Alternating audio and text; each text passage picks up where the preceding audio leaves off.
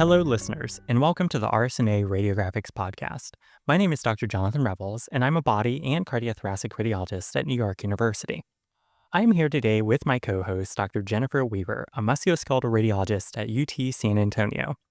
Our episode today is being recorded at the RSNA 2025 annual meeting in Chicago, Illinois.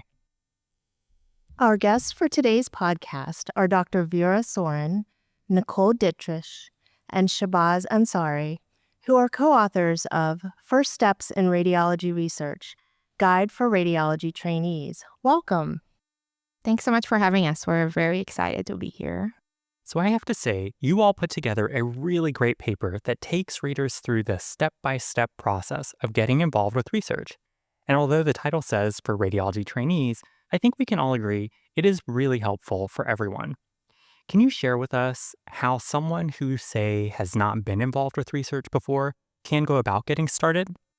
Yes, so I think that's actually a great point, right? You don't have to be a radiology trainee to just have your first steps into research. I think a good advice would be to start by finding a mentor and not necessarily by finding a project. And I think a good mentor, it's a mentor who will help you shape the project around your interest or your bandwidth and available resources.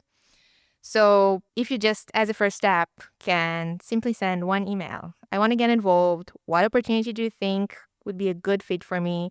That single sentence can open a door you didn't even know existed. And I think it's very normal to feel uncertain or intimidated at first, but research is really a skill that you need to learn. It's not a talent. So just like any other skill in life, you learn it step by step, and you need to have someone help you take that first step. And then once you take that first step, I think the next factor in your success is maybe the team that you join, because research is really never done alone. So you mentioned the importance of finding a mentor. What do you think makes a strong mentor-mentee relationship, especially in radiology research? I think that it's not about constant guidance, but it's about calibrated guidance. So a great mentor knows when to step in and when to step back. So I think as someone who just learns to do something, you want to have that enough amount of independence that pushes you forward, but then you still need that psychological safety where questions are welcome and mistakes are part of the process. And they give you the confidence to move forward, right? They don't just show you how to execute the project. They open doors, help you ask the right or the better questions, offer angles you wouldn't even have considered because they have the experience and the knowledge that not necessarily you may have at first. And essentially, they give you room to grow professionally. I agree that mentorship is essential for scholarly success. But as you mentioned, great research also depends on great teamwork. What do you think defines a strong team, and how can others set their teams up for success from the start? So I believe a strong team starts with clear expectations and open communication. It's always helpful to agree on the outer order, for example, at the beginning of the process, and define each person's role at the beginning. A good collaboration also means recognizing that each person brings something different to the project, and to make sure everyone knows what they are responsible for and when, and let leadership shift based on the task. That's a strong point to make everything goes smoothly. When the workflow is clear, the project moves forward without confusion or delays. Oh yeah, I agree. So what are some other ways people can learn more about how to be effective researchers and effective scholarly radiologists? So as a first point, it's important to read intentionally. So just not to access content, but to observe how strong papers, how they frame the questions, how they present the data, and how they build their arguments. Also to write early and often. So even small pieces such as reviews, commentaries, short letters, they can teach you scientific writing. Like Vera said, we always learn how to do research, and they help you think more clearly. Also to seek feedback. Mentors, co-authors, editors, and peer reviewers, they help you shape your skills.